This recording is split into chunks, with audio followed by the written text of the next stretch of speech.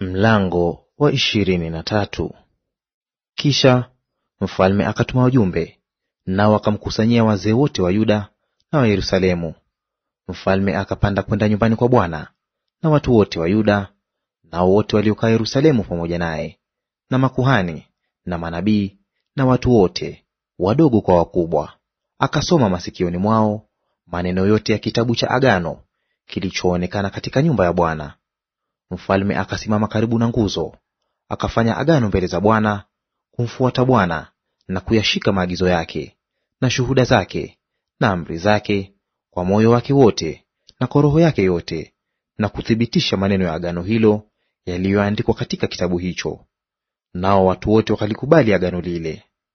Kisha mfalme akamwamuru Hilkia kuhani mkuu na makuhani wa daraja la pili na walinzi wa mlango kwamba watoe katika hekalu la Bwana vyombo vyote vilivyofanywa kwa ajili ya Baali na kwa ajili ya Ashera na kwa ajili ya jeshi lote la mbinguni, akavipiga moto nje ya Yerusalemu katika mashamba ya Ridroni, akayachukua majivu yake mpaka Betheli. Akawaondosha wale makuhani walioabudu sanamu, ambao wafalme wa Yuda waliwaweka ili kufukiza uvumba katika mahali pa juu ndani ya miji ya Yuda na katika kila mahali pande zote za Yerusalemu. Na hao pia waliomfukizia uvumba Baali na jua na mwezi na sayari na jeshi lote la mbinguni. Naye akaiondoa Ashera katika nyumba ya Bwana nje ya Yerusalemu mpaka Kidroni, akaipiga moto penye kijito cha Kidroni na kuipondaponda iwe mavumbi, akayatupa mavumbi yake juu ya makaburi ya watu. Akaziangusha nyumba za mahanithi waliokuwamo nyumbani mwa Bwana, wanawake walipofuma mapazia ya Ashera. Akawatoa makuhani wote katika miji ya Yuda, akapanajisi mahali pa juu makuhani walipokuwa wamefukiza uvumba, tangu Geba hata Beer-sheba. Akapavunja mahali pa juu pa malango palipokuwapo penye kuingia lango la Yoshua liwali wa mji, palipokuwa upande wa kushoto wa mtu langoni pa mji. Walakini hao makuhani wa mahali pa juu hawakupanda madhabahuni kwa Bwana katika Yerusalemu, bali wakala mikate isiyo na chachu katikati ya ndugu zao. Naye akainajisi Tofethi iliyomo katika bonde la wana wa Hinomu, ili mtu asipitishe mwana wake au binti yake motoni kwa Moleki. Akawaondoa farasi ambao wafalme wa Yuda waliwatoa kwa jua, hapo pa kuingia nyumbani mwa Bwana, karibu na chumba cha Nathan-Meleki toashi kilichokuwako kiungani, akayapiga moto magari ya jua. Nazo madhabahu zilizokuwako darini juu ya chumba cha juu cha Ahazi wafalme wa Yuda walizozifanya, nazo madhabahu alizozifanya Manase katika behewa mbili za nyumba ya Bwana, mfalme akazivunja, akazitelemsha huko nje na kuyatupa mavumbi yake katika kijito cha Kidroni. Na mahali pa juu palipokuwapo mbele ya Yerusalemu, palipokuwa upande wa kuume wa mlima wa uharibifu, alipopajenga Sulemani mfalme wa Israeli kwa Ashtorethi chukizo la Wasidoni, na Kemoshi chukizo la Moabu, na Milkomu chukizo la wana wa Amoni, mfalme akapanajisi. Akazivunjavunja nguzo, akayakatakata maashera, akapajaza mahali pake mifupa ya watu. Tena zaidi ya hayo, ile madhabahu iliyokuwako Betheli na mahali pa juu alipopafanya Yeroboamu mwana wa Nebati aliyewakosesha Israeli, madhabahu hiyo aliibomoa, na mahali pa juu alipateketeza, akapapondaponda hata pakawa mavumbi, akaiteketeza ile Ashera. Naye Yosia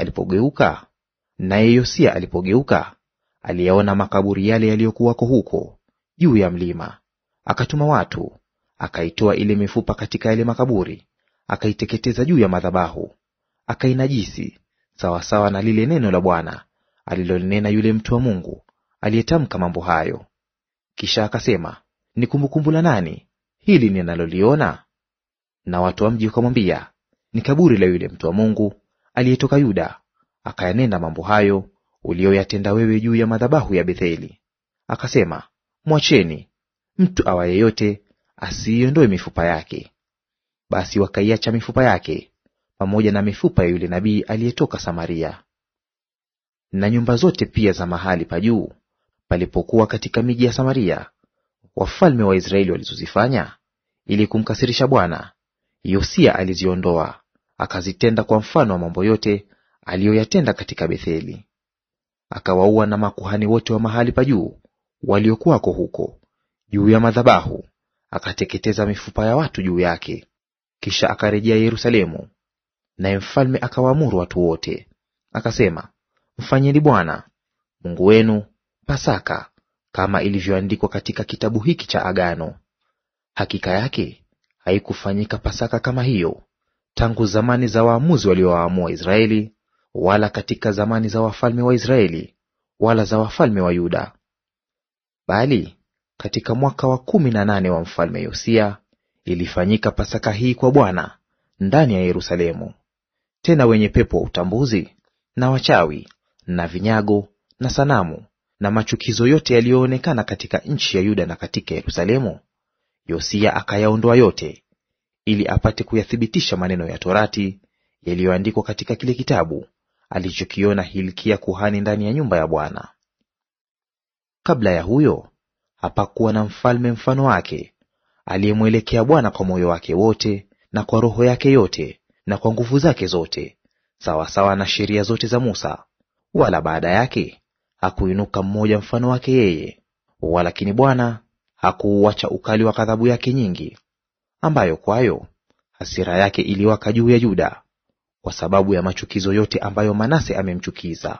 Bwana akasema, nitawahamisha Yuda pia mbali nami, kama nilivyowahamisha Israeli, nami nitautupa mji huu niliouchagua, naam, Yerusalemu, na nyumba ile niliyoinena, jina langu litakuwa humo.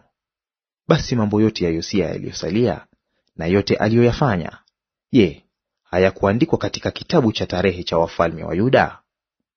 Katika siku zake Farao Neko mfalme wa Misri alikwea ili kupigana na mfalme wa Ashuru, akafika mto Frati, naye mfalme Yosia akaenda kupigana naye. Naye mfalme wa Misri akamuua huko Megido, hapo alipoonana naye. Watumishi wake wakamchukua garini, amekwisha kufa, kutoka Megido wakamleta Yerusalemu, wakamzika katika kaburi lake mwenyewe. Watu wa nchi wakamtwaa Yehoahazi mwana wa Yosia, wakamtia mafuta, wakamtawaza awe mfalme badala ya baba yake.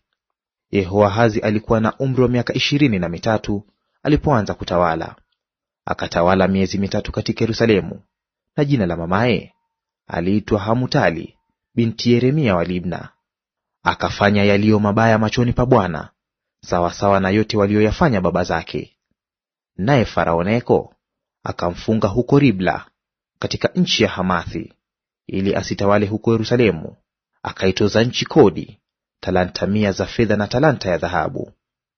Farao Neko akamfanya Eliakimu mwana wa Yosia awe mfalme mahali pa Yosia babaye, akambadilisha jina lake kuwa Yehoyakimu, lakini akamwondoa Yehoahazi, akaenda naye Misri, naye akafa huko.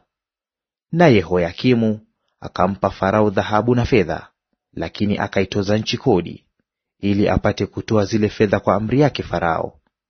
Akawatoza fedha na dhahabu watu wa nchi, kila mtu kwa kodi yake, ili ampe Farao Neko. Yehoyakimu alikuwa na umri wa miaka 25 alipoanza kutawala. Akatawala miaka 11 huko Yerusalemu, na jina la mamaye aliitwa Zebida binti Pedaya wa Ruma. Akayafanya yaliyo mabaya machoni pa Bwana, sawasawa na yote walioyafanya baba zake.